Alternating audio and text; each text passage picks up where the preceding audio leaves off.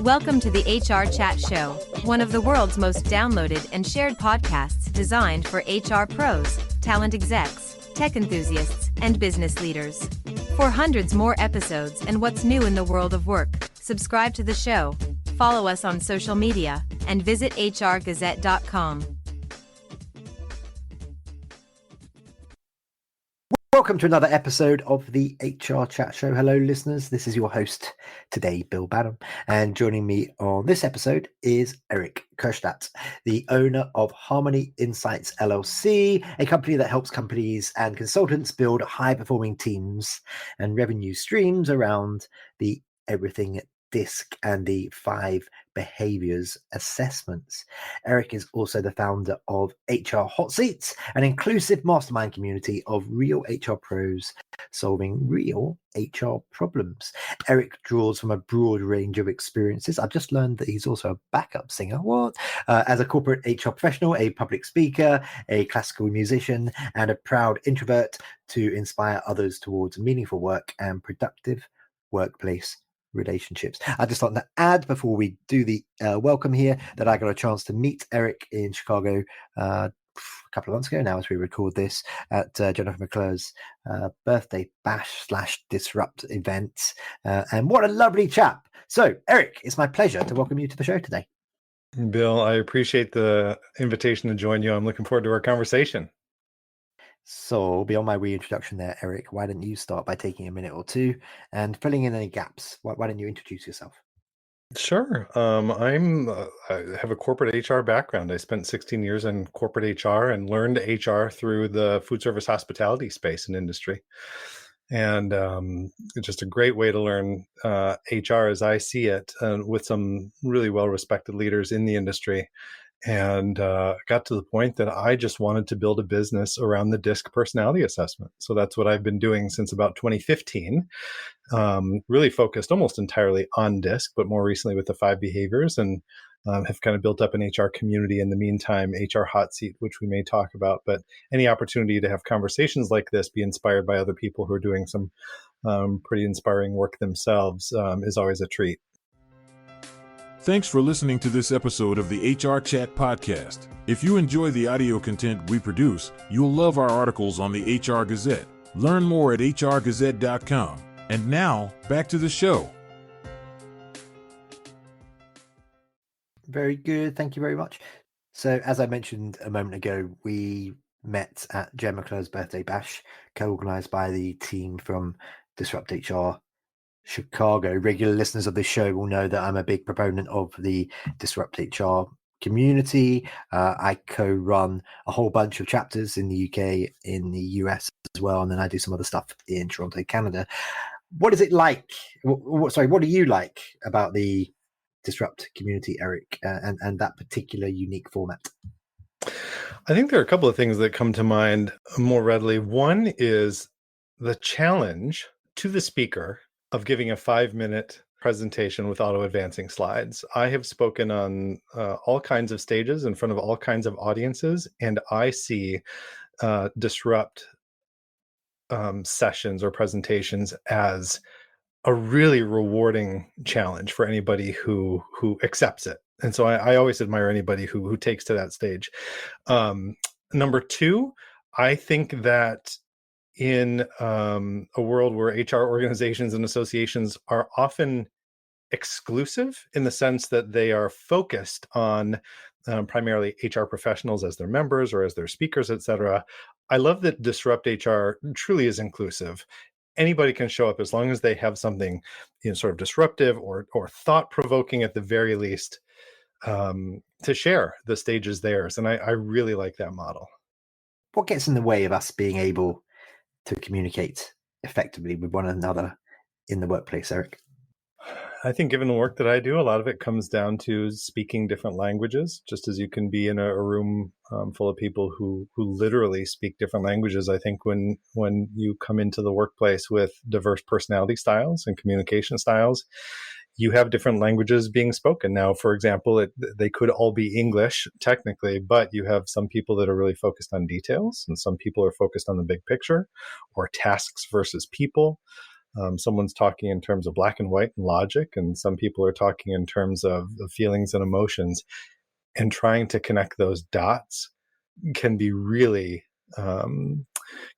challenging. So it's maybe stepping out of our own shoes or out of our own perspective long enough to recognize that different people communicate in different ways, and trying to figure out how to bridge those gaps, to connect those dots in a way that teams can be much more productive. Mel, maybe you can talk to me about the model you use to help teams communicate meaningfully and productively with their stakeholders. Absolutely. And I mentioned this a little bit earlier, and then you did in your introduction as well. I was a corporate HR generalist for a while, and then I discovered the DISC personality assessment. And I was a psychology major in college, and so I just took to DISC very readily, rather.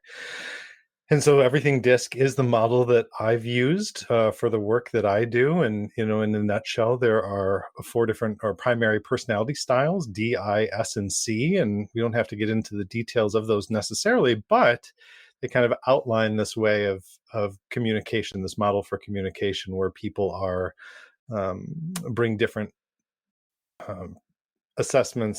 bring different tendencies and preferences to the work that they do. And I feel like it's a really accessible model for people to engage more productively and meaningfully with one another. And it gives us a common language in the workplace to be able to have this really vitally important conversation about how we connect readily with one another and how we do our best work. I think it's a conversation that isn't often had, and I think it could be very valuable as individuals learn what they're capable of, and teams learn to work together even more productively than perhaps they have in the past, and embrace diversity perhaps in different ways. I think that's an important piece of this puzzle as well. Once a team, Eric, feels that they've improved their communication skills, where do they go from there? I think communication is the foundation for effective and productive teamwork. For me, that's when the 5 behaviors of a cohesive team model really kicks in. Everything DISC is more focused on individual contribution, communication, certainly preferred work environments, etc. At some point, a team is going to begin talking in terms of trust, or navigating conflict, or making commitments to one another and holding each other accountable to those commitments so that they can drive results. So for me, that 5 behaviors model really picks up very well where DISC leaves off, and sometimes they remain intertwined as you go forward. I don't think you can ever leave effective communication behind. I think it's something that you have to take with you, both as an individual and as a team. But that 5 behaviors model really picks up well when it comes to beginning to build trust and some of those other things that I mentioned. I feel like those 2 models work are very complementary of one another. Hi, everybody. This is Bob Goodwin, president at Career Club. Imagine with me for a minute a workplace where leaders and employees are energized, engaged, and operating at their very best. At Career Club, we work with both individuals and organizations to help combat stress and burnout that lead to attrition, disengagement, and higher healthcare costs. We can help your organization and your workforce thrive, boosting both productivity and morale across the board. To learn more about how we might help you and your company, visit us at career.club. These are succinct answers. I feel like you've done this before. Very good. Okay, let's talk a bit about HR Hot Seat, if that's okay. Very cool community. The last time you and I had a chit chat, you gave me the lowdown on a pretty cool community of HR folks. What distinguishes HR Hot Seat, Eric, from quite a few other HR communities out there? We mentioned Disrupt earlier on. There are lots and lots of different communities. What's unique about HR Hot Seat?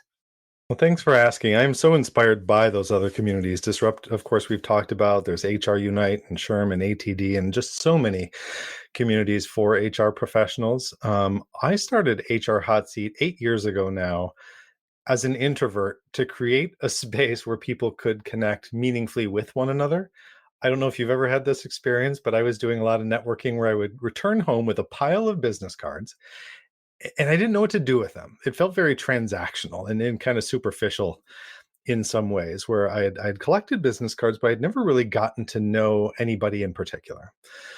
And I really craved that meaningful, we'll call it a deeper interaction. And so I created the HR Hot Seat community, not only for fellow introverts, but for anybody who wanted to show up, have a productive conversation, tackle common challenges that they face with their peers, but do so in a way that you leave really having gotten to know your peers and feeling compelled to stay in touch. Our conversation is driven, it's a mastermind style conversation. It's driven by our members showing up with the real-time HR related challenges that they face in their work and in their job searches. We tackle those challenges, but along the way, we're building rapport, building relationships, embracing everybody who shows up, including service providers and students and folks in job transition in a truly inclusive way. And we're keeping it entirely free. That's something you don't see too often, something I'm proud of. We really have a good time, and our members enjoy our free monthly events. Once in a while, an event series is born that shakes things up, it makes you think differently, and it leaves you inspired. That event is DisruptHR. The format is 14 speakers, 5 minutes each, and slides rotate every 15 seconds. If you're an HR professional, a CEO, a technologist, or a community leader and you've got something to say about talent, culture, or technology, Disrupt is the place. It's coming soon to a city near you. Learn more at disrupthr.co.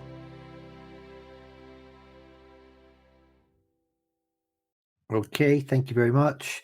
And what are some of the lessons that you've learned in owning your own business over the last few years?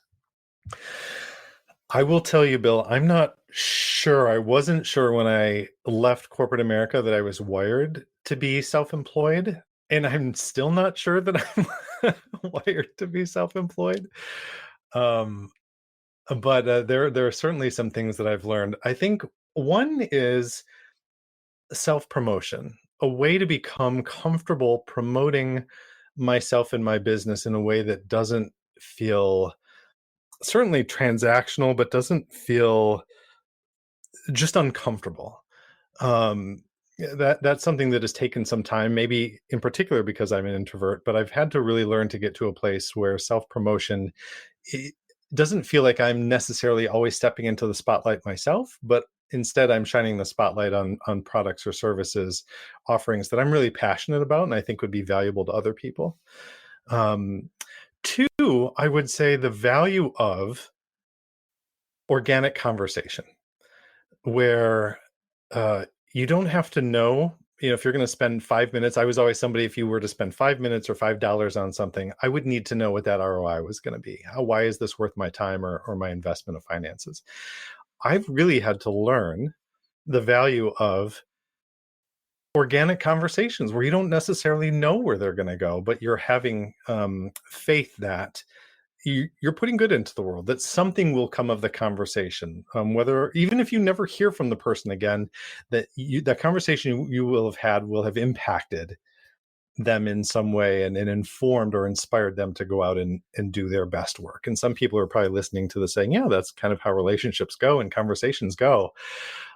That's something that I had to learn. And now I will, in a heartbeat, I will jump at the opportunity to take conversations with other people that I've never met and where I don't know where it's going to go, where it's going to lead, simply for something kind of like the universal law of reciprocity that says if you help enough other people get what they want, you will get what you want. And I've learned that can't always be quantified. Just a real eye-opener for me personally. Yeah, or another way of putting it is karma. I'm a big believer in karma. Be nice to people, be open to conversations, and try and be a good person without an agenda. It's not altruistic though, is it? Because if it's karma, that these things will come back eventually and reward you, but just try and live that way. Okay, just finally for today, Erich, how can our listeners connect with you and learn more about all of the cool things that you get up to? Well, thanks for asking. I spend and probably entirely too much time on LinkedIn. So that's where I would have people go first. Just find Erich Kurschat. Erich is ERICH on LinkedIn. And I would love to connect with people there. All of the work that I do around DISC and the 5 behaviors including some other things, is at harmonyinsights.com. And of course, hrhotseat.com for anything related to the entirely free HR Hot Seat community. But if we start on LinkedIn, I can point you in other directions as well, and would really like to learn from your listeners and be inspired by the work that they're doing as well. Excellent. Well, that just leaves me to say for today, Erich, you superstar, thank you very much for being my guest on this episode of the HR Chat Show. Thank you, Bill. I've enjoyed our time. And listeners, as always, until next time, happy working. Thanks for listening to the HR Chat Show. If you enjoyed this episode, why not subscribe and listen to some of the hundreds of episodes published by HR Gazette? And remember, for what's new in the world of work, subscribe to the show, follow us on social media, and visit hrgazette.com. This episode of the HR Chat podcast is supported by Deal. Are you looking for an all-in-one solution to manage your global workforce? With Deal, you can easily onboard global employees, streamline payroll processes, and ensure local compliance, all in one flexible, scalable platform. Join thousands of companies who trust Deal with their global HR needs. Visit Deal.com today, that's DEEL.com, to see how you can start managing your global team with unmatched speed, flexibility, and compliance. Thanks, and we hope you enjoy this HR Chat episode.